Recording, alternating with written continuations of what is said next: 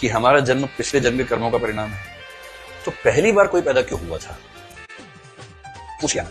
अभी है 50-60 दिन, मैं रोज इंतजार करूंगा आपका। इस प्रश्न का उत्तर कोई माई का लाल देना चाहे पूरी भारतीय परंपरा में। हाँ, चलो उसके बारे में बात कर लेते हैं। साथ में एक क्वेश्चन और ऐड कर देते हैं कि प्रेमानंद जी से किसी ने पूछा था छोटे बच्चे की मृत्यु या हत्या के बारे में। उन्होंने भी कहा था कि पिछले जन्म के कर्मफल जो है वो आपको भोगने ही पड़ेंगे, आपका प्रारब्ध कट नहीं सकता है। देखो यार, कर्मफल बहुत ही साइंटिफिक और कॉम्प्लेक्स फिनोमेना है। इसे समझने में लोग अपनी पूरी जिंदगी बिता देते हैं, पर 3 मिनट में मैं कैसे समझा पाऊंगा आई डोंट नो, बट पूरी कोशिश करूंगा।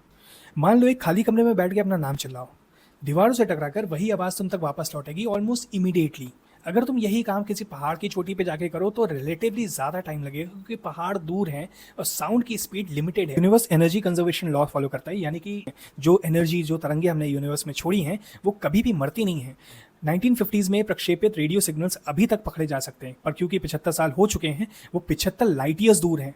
अब पहाड़ों से तो टकरा के ध्वनि फिर भी वापस लौट जाएगी, पर ये यूनिवर्स इतना वास्ट है कि कर्म फल के रिफ्लेक्शन हो सकता है कि इमीडिएट हो जाए, क्योंकि जहाँ से वो टकरा के लौटना है वो तुम्हारे सामने ही हो, और हो सकता है उसमें कई 100 साल लग जाएं। कर्म करने में ही 75% तक रिफ्लेक्शन तो तुम उसी समय सुन लेते हो। यानी कि अगर तुमने किसी के साथ बुरा किया तो तुम्हारे मन पे उसका तुरंत प्रभाव पड़ता है, तुम्हारा मन बुरा हो जाता है। इससे बुरा क्या होगा, जो तुम्हारे चित्त की कोमलता है वो उसी समय लॉस हो जाती है, बट उसका जो रिपल इफेक्ट है वो भी तुम तक लौटेगा जरूर। इनफैक्ट समाज के एक हिस्से में करा गया दुष्कर्म पूरे समाज को दूषित करता है। अच्छा, विकास सर को जवाब देने के लिए साइंस में भी एक ऐसी थ्योरी है जो कर्म फल के बहुत करीब आती है। अगर हम सजीव चीजों पे कर्म फल का असर मानते हैं तो निर्जीव चीजों पे या जड़ चीजों पे हम कॉजुअलिटी का इफेक्ट मानते हैं। पूरा यूनिवर्स कॉज एंड इफेक्ट से बंधा हुआ है। अब विकास सर की बात अप्लाई कर लो कि अगर हर चीज कॉज से ही हो रही है तो पहला कॉज क्या रहा होगा।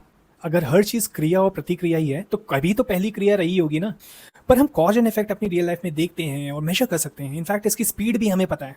आइंस्टाइन के E=mc² में c का मतलब लाइट स्पीड है, पर लाइट स्पीड तो l होना चाहिए था ना। असल में वो लाइट स्पीड नहीं, स्पीड ऑफ कॉजुअलिटी है, और यूनिवर्स का हर कम्युनिकेशन बाउंडेड है इस स्पीड से। देखो, कर्मफल ऐसा मेटाफिजिकल फिनोमेना है जिसे हम प्रूफ या डिसप्रूफ दोनों नहीं कर सकते, पर किसी भी और थ्योरी से इसके एविडेंसेस हम सबसे ज्यादा देख रहे होते हैं, चाहे भले ही हम इसे ट्रैक ना कर पा रहे हो, क्योंकि हमें नहीं पता कि कर्मों की वाइब्रेशंस किस फील्ड पे प्रोपगेट कर रही हैं। और यूनिवर्स इतना ज्यादा वास्ट है कि जिन चीजों को हम ट्रैक भी कर सकते हैं उनको भी हम बहुत सही प्रिडिक्ट नहीं कर पाते। फॉर एग्जाम्पल मौसम, जो चक्रवात हैं हम 1 हफ्ते से पहले उन्हें प्रिडिक्ट नहीं कर सकते। जो भूकंप है वो हम लगभग 1 घंटे से पहले प्रिडिक्ट नहीं कर पा रहे होते हैं, जबकि हम सीज्मिक एक्टिविटी को लगभग 70 सालों से स्टडी करते आ रहे हैं। जब विज्ञान इसे प्रिडिक्ट नहीं कर पा रहा होता है तो उसे नाम देता है बटरफ्लाई इफेक्ट का, यानी कि बटरफ्लाई एरिजोना में अगर पंख फैलाए तो फ्लोरिडा में तूफान आ सकता है। कर्मफल का सिद्धांत भी उतना ही अपैरेंट है।